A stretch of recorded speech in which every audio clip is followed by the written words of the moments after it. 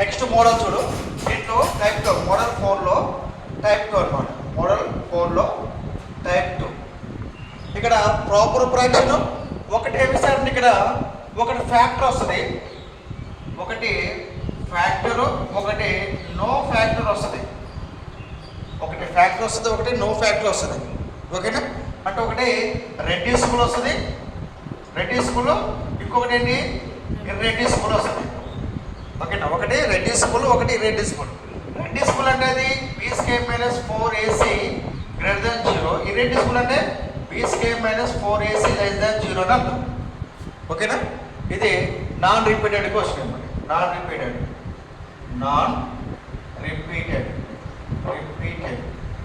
ఓకేనా? ఇప్పుడు రెండు కలిపి వస్తాయి అన్నమాట. ఒకటి ఫ్యాక్టర్ వస్తేనో ఫ్యాక్టర్ వస్తే మనం ఫస్ట్ మోడ్లో ఉపయోగించాలి, ఫ్యాక్టర్ లేదంటే మనం ఈ మోడ్లో ఉపయోగించాలి. ఓకేనా? ఫ్యాక్టర్ వచ్చిందనుకోండి a/x+a అని ఉపయోగించాలి. ఫ్యాక్టర్ లేదంటే అప్పుడు ax+b/ax²+bx+c రాయాలి. క్వాడ్రాటిక్ ఈక్వేషన్ రాయాలి, అదే రాయాలి మనం. ఓకేనా? క్వశ్చన్ చెప్పది. Question number 2x² solve 2x² + 3x + 4 whole by x - 1 into x² + 2 fraction into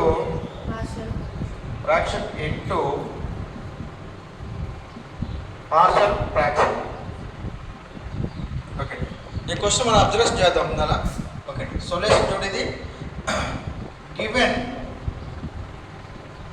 proper fraction. Given proper fraction అంటే ప్రాపర్ ఎంత ఉందో చూడు. ఇది x² ఉంది, దీని యొక్క పవర్ ఎంత ఉంది? x² ఉంది. దీని యొక్క పవర్ ఎంత? x² × x³ అంటే ఇది x² ఉంది, ఇక్కడ మనకి x³ ఉంది కదా. ప్రాపర్ ఫ్రాక్షనే కదా given. Proper fraction 2x² + 3x + 4 whole divides x - 1 into x² + 2 x - 1 into x² + 2. Okay, ఇక్కడ ఒకటి x - 1 అనేది ఒక ఫ్యాక్టర్ ఉన్నట్టే కదా, లీనియర్ ఫ్యాక్టర్ అని అర్థం. ఫ్యాక్టర్ మీన్స్ ఇక్కడ లీనియర్ ఫ్యాక్టర్ అని అర్థం. ఓకే, లీనియర్ ఫ్యాక్టర్ అని అర్థం. x - 1 అనేది లీనియర్ ఫ్యాక్టర్ కదా. లీనియర్ ఫ్యాక్టర్ అంటే ఎలా రాస్తారు? Is equal to a/x - 1 రాసుకోవచ్చా? a/x - 1 ఇది లేదనుకో, ఇక్కడ ఇది లేదనుకో, x - 1 ఉంది, అప్పుడు ఏం రాసుకుంటారు? a/x - 1 రాస్తారు. ప్లస్ దీనికి రాయాలి x² + 2 అనేది. x² + 2 అనేది కన్వర్ట్ ఇంటూ ది ఫ్యాక్టర్స్ రాసుకోవచ్చు. దాన్ని రాస్తారా రాయలేరా? ఎలా చూద్దాం. x² + 2 అనేది మనకి క్వాడ్రాటిక్ ఈక్వేషన్ కదా. దీన్ని ఏం రాసుకోవచ్చు? x² + 0x + 2 రాసుకుంటే ax² + bx + c. So a value ఎంత? 1, b value 0, c value +2. So b² - 4ac b² - 4ac b² ఎంత? 0² - 4 into 1 into 2 ఎంత? 0 - 8 -8 లెస్ దాన్ 0 -8 లెస్ దాన్ 0 కాబట్టి దీనికి ఫ్యాక్టర్స్ రాయలేం. ఫ్యాక్టర్స్ రాయలేం కాబట్టి దీన్ని యాస్టేజ్ ఇక్కడ ఇదే యాస్టేజ్ రాసుకుంటారు. క్వాడ్రాటిక్ ఈక్వేషన్ యాస్టేజ్ రాస్తారు కదా. x² + 1 అనేది యాస్టేజ్ రాద్దాం. అప్పుడు మనకి ఎలా వస్తుంది? ఫ్యాక్టర్స్ లేనప్పుడు ఏమొస్తుంది? ax + b వస్తుంది కదా. మరి ఇక్కడ ఏ అయిపోయింది కదా, నెక్స్ట్ ఏమొస్తుంది మనకి? bx + c రాసుకోవచ్చు కదా.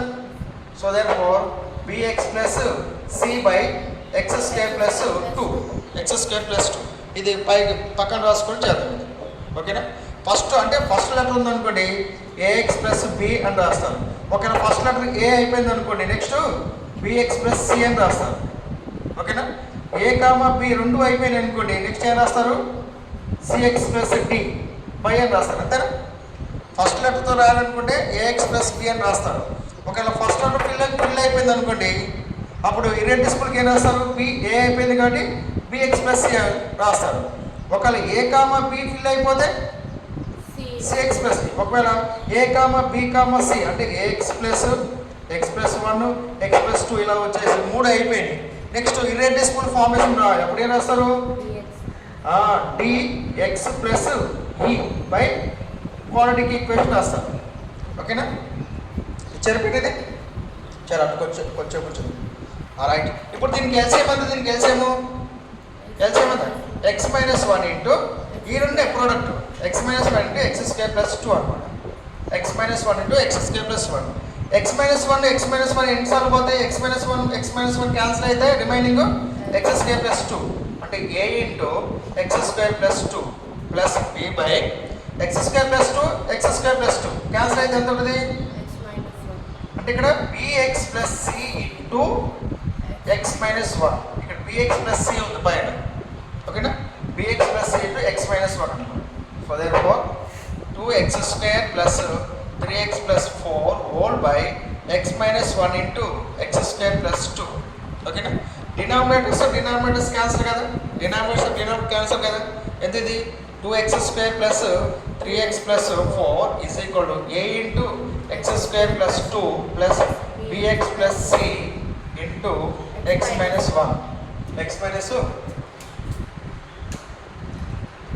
minus 1. ఓకేనా? ఇప్పుడు ఎక్స్ ఈజ్ ఈక్వల్ టు ఏం పెడదాం మనం ఇక్కడ? ఎక్స్ ఈజ్ ఈక్వల్ టు ఇక్కడ ఏం పెడదాం? ఇక్కడ ఎక్స్ ఈజ్ ఈక్వల్ 1 పెట్టుకోవడం ద్వారా ఈ రెండు వాల్యూస్లో ఏ వాల్యూ వస్తుంది? ఒకటి ప్రొడక్ట్ చేసుకున్నా చేసుకోవచ్చు, కానీ కంపల్సరీ ఒక వాల్యూ అయితే వస్తుంది మనకి. ఒక వాల్యూ అయితే వస్తుంది. ఇక్కడ చూడు, ఇక్కడ ఎక్స్ మైనస్ 1 ఉంది. ఎక్స్ మైనస్ 1లో ఎక్స్ ఈజ్ ఈక్వల్ 1 పెడితే ఇది 0 అయిపోద్ది. బి కామా 0 ఎలిమినేట్ అయిపోయి ఇక్కడ ఏ వాల్యూ వచ్చేస్తుంది అన్నమాట మనకి. ఓకేనా? ఇలా చూస్తే కనిపిస్తూనే ఉంటుంది మనకి. So then put x is equal 1. Put x is equal 1 పెడితే పుట్ ఎక్స్ ఈజ్ ఈక్వల్ దీంట్లో సబ్స్టిట్యూట్ చేయాలి, దీంట్లో సబ్స్టిట్యూట్ చేయాలి. ఓకేనా? ఇప్పుడు ఎంత? పుట్ ఎక్స్ ఈజ్ ఈక్వల్ 1 ఎంత? 2 into 1 square plus 3 into 1 plus 4 is equal to a into 1 square plus 2 plus b into 1 plus c into x minus 1 ఎంత? 1 minus 1 0 కదా. ఇదంతా 2 1 square అంటే 1 into 2 plus 3 plus 4 is equal to a into 1 plus 2. ఇది 0 అయిపోతుంది. టోటల్గా 0 into something 0 అయిపోతుంది. ఎంత ఇది? 5 plus 4 9 is equal to 3a. So therefore 3a is equal to 9 కాబట్టి ఏ వాల్యూ ఎంత? 9/3. 9/3 3. a is equal ఎంత మనకి? 3 వాల్యూ వచ్చేస్తుంది. a is equal ఎంత? 3 వాల్యూ వచ్చేస్తుంది. ఓకేనా? ఇప్పుడు ఇక్కడ మనకి ఛాలెంజ్ ఏంటంటే ఇక్కడ క్వాడ్రాటిక్ ఈక్వేషన్ చూడండి. x స్క్వేర్ ప్లస్ 2 అనేది రెడ్యూసిబులా ఇర్రెడ్యూసిబులా? దట్ మీన్స్ ఫ్యాక్టర్స్ వస్తాయా ఫ్యాక్టర్స్ రావా చూసుకోవాలంటే ఇలా చెక్ చేసుకోవాలన్నమాట. ఓకేనా? చెప్పేస్తున్నాను. నెక్స్ట్ ఇంకోటి ఏంటది? ఈ కంపల్సరీగా దీన్ని ఏం చేయాలి మనం ఇప్పుడు ఇందాక ప్రొడక్ట్ చేద్దాం. From 1 2x square plus 3x plus 4 is equal to a into x square plus 2a కదా. ఒకసారి రాద్దాం.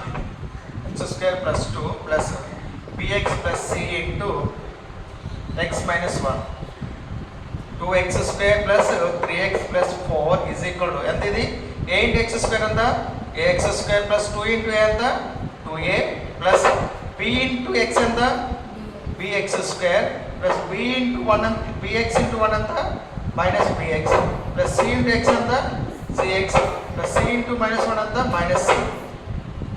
2x square plus 3x plus 4 is equal to x square a plus b into x square.